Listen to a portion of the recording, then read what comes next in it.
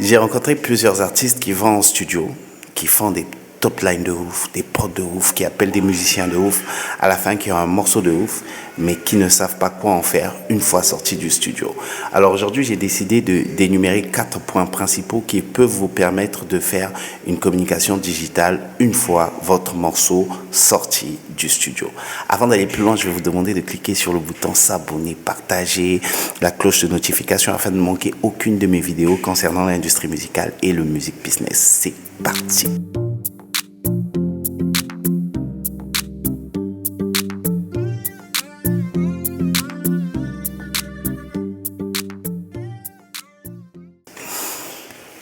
Alors, le premier point aujourd'hui dont je vais vous parler, c'est celui de travailler avec l'algorithme.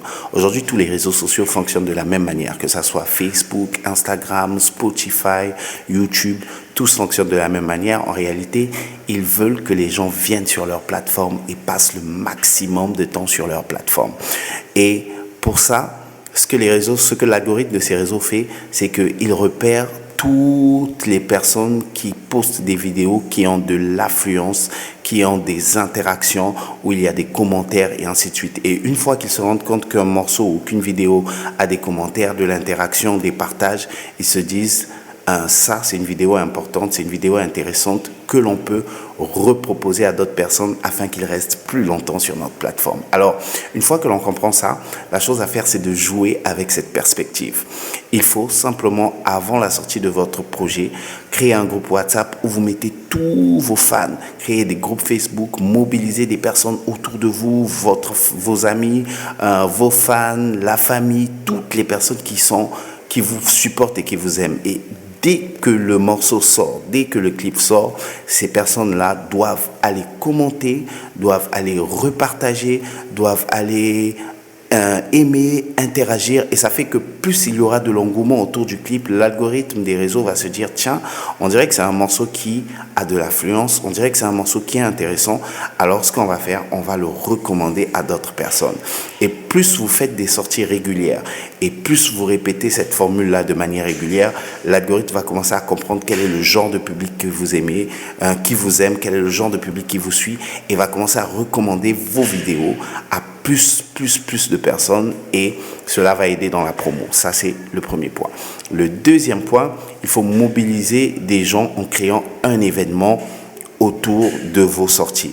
Ça peut être une release party, une listening party, un watching party. En réalité, c'est des événements où vous allez inviter des personnes qui ont des fans, qui ont une communauté, qui ont de l'influence, des journalistes, des influenceurs, des personnes que les gens suivent sur les réseaux, et vous appelez toutes ces personnes-là pour venir assister à cet événement. Vous allez leur faire écouter les morceaux ou faire suivre le clip qui va sortir, et chacun au moins pourra donner son avis, chacun pourra donner des propositions, et ce qui va se passer, c'est que chaque fois que vous allez retourner en studio pour modifier selon les propositions qui vous ont été faites, lorsque le projet va sortir officiellement, ces personnes-là qui ont été à la release party vont se sentir tellement impliquées qu'ils vont repartager autour de leur réseau parce qu'ils prendront ce projet comme le leur. La troisième chose, en réalité, c'est d'éviter les teasers vidéo. Bien évidemment, j'ai discuté avec certains artistes qui ont fait et des teasers vidéo et des sorties de clips, et ces artistes m'ont dit clairement que une fois qu'ils sortent le clip, ils se rendent compte que le clip n'a pas eu le même engouement que le teaser à l'avance, parce que les gens ils mettent toute leur énergie dans le teaser, et quand le clip arrive, ça n'a plus évidemment le même engouement.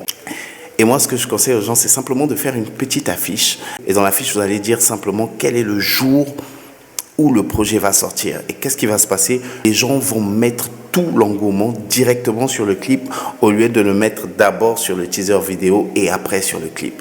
Après, c'est des recommandations, c'est pas forcément la bonne, mais c'est une recommandation. Le quatrième point et dernier point pour moi, c'est de chercher à intégrer des playlists Spotify, Deezer, en tout cas les playlists des plateformes de streaming légales. Qu'est-ce qui se passe? Chaque fois que vous sortez un morceau, vous faites des pitchs sur votre espace Spotify for Artists en espérant intégrer des playlists, parce que chaque fois que vous intégrez une playlist, vous avez plus de chances de maximiser vos streams. Et pour pouvoir avoir la chance d'intégrer vos playlists, vous devez faire la sortie au moins 2 ou 3 semaines avant la sortie officielle du projet. Je vais vous laisser la possibilité de télécharger les premières pages de mon livre, La boîte à outils du manager, qui sortira pour très bientôt. Dans la description, le lien de télécharger aussi mon pack de loops Afrobeat qui est dans la description aussi, et d'intégrer aussi un groupe WhatsApp où vous pourrez me poser toutes les questions que vous voulez dans la description aussi. Alors, je vous laisse et merci, à la semaine prochaine.